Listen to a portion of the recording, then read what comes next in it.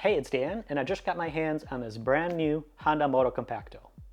It's an electric scooter made by Honda, intended to be small and portable enough to fold up into about the size of a suitcase and easily fit into the trunk of your car. Now, I just brought this box home from the dealer, so let's open it up and see what's inside.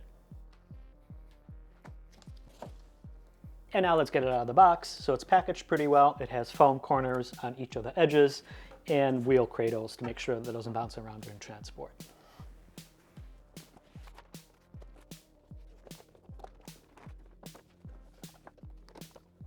All right, so this thing is actually pretty cool. It's very compact, especially when you consider the fact that you can unfold it, sit on it, and ride it around.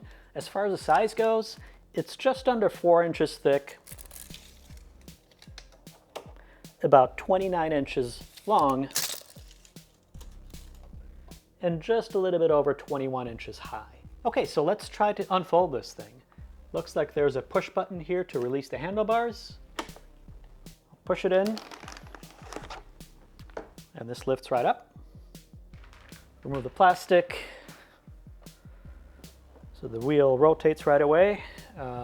There's a clamp here, so we'll go ahead and open it.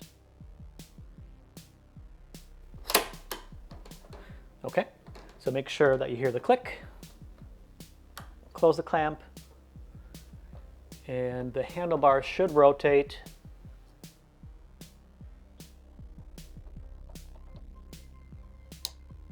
And next up, there's a seat that's stowed away inside here.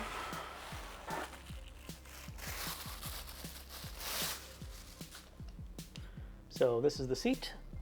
If you turn it around, there's a latch here. So I think what you want to do is just loosen this up.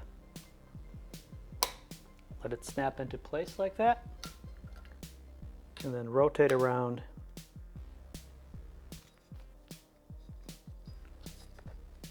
And lock it in place. And once you have the top half secured, this should just slide in place.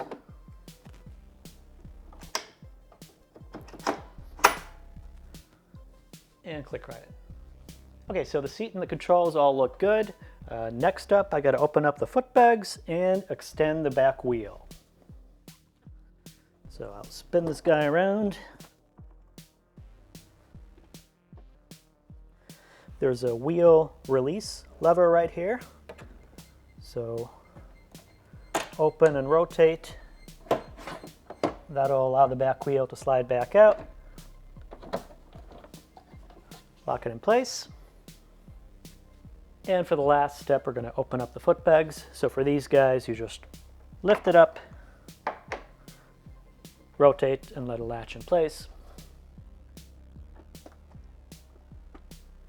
Lift up and latch in place. Okay. All right, so this thing looks pretty cool. You have the thumb-controlled throttle. Brake on the left-hand side. I would have preferred that to be on the right, just to be more in line with motorcycles, but maybe I can relocate that later. We have a bell and an electronic display. So before I actually use this guy, I want to plug it in and get a full charge out of it before riding it around. But before that, I want to turn on the display and just make sure that it's alive. So a long press on this power button. Looks like it's doing some kind of a self-test. Full battery, so it comes fully charged out of the factory. And I think the 00 is the current speed. If I push this button, that's going to toggle the headlight on and off.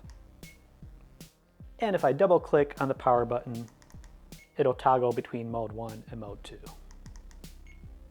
So mode 1 allows speeds up to 10 miles an hour and requires a rolling start before you get going. Mode 2 is a little bit more advanced. Top speed is 15 miles an hour and it does not require a rolling start. So pushing on the throttle from 0 speed will get the scooter going. Now, Honda also offers a companion app, but before I go there, I'm going to put this guy on charge and make sure that I am at full capacity. The charger is included in the box, and Honda has a pretty good sense of humor. They designed the charger to look kind of like the scooter itself. So we'll plug it into an outlet and then use the front charging port.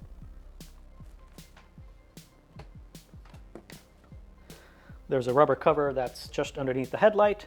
We'll lift this up and plug it in.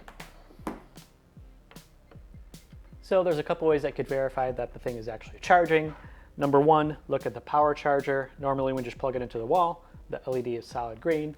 When it's actually taken a charge, it's going to blink green.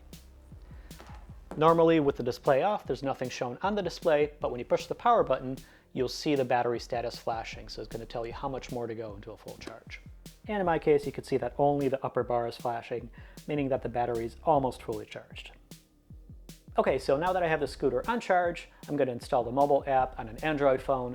I'm using a Pixel 8 Pro.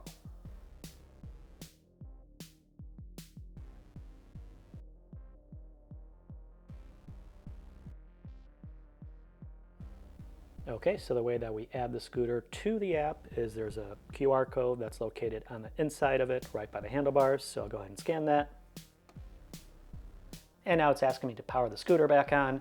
So unfortunately I had to fold it up in order to get to the QR code, but not a problem. It's pretty easy to do it. So I'll extend this again. And I'm ready to turn it on. So press and hold.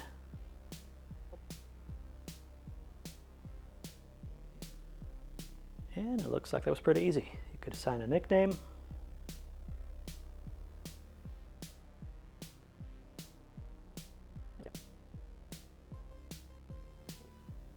Okay, so this looks pretty cool. It's showing me that it's 99% charged.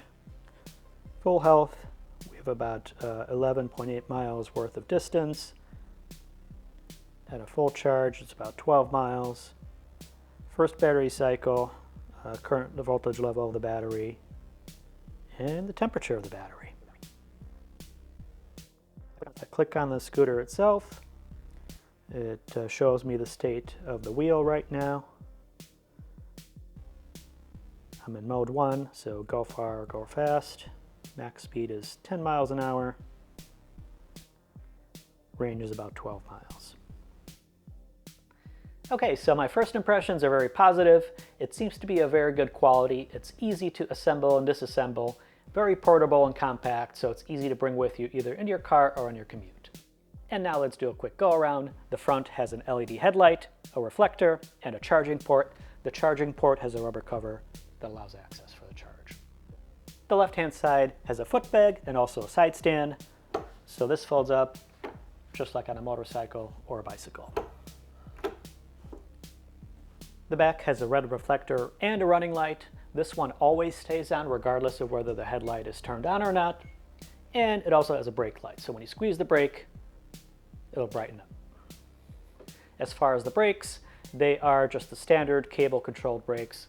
When you squeeze the lever, you can see the arm move by the wheel. Now the right side has the other foot bag and the rear wheel control lever. The way that you operate the lever is you lift it up and rotate it. Once it's in this position, the back wheel is going to be able to slide in and slide back out.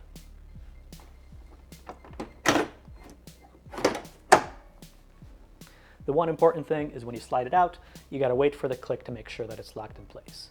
If it doesn't get locked in place, when the control panel gets turned on, it's going to flash a warning to tell you, and the throttle is not going to work. Once you have it extended, turn it and lock it back in place. From a top view, you've got the thumb-controlled throttle. There's only one button of operation for the control panel, brake, and a bell.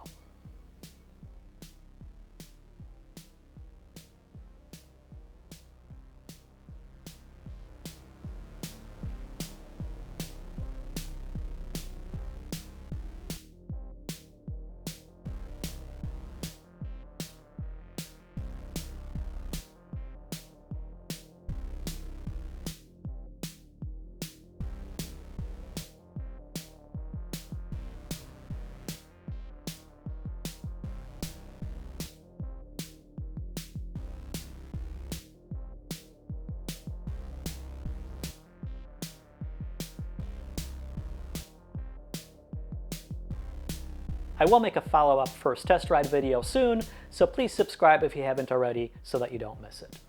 Thanks so much for watching. I'll see you next time.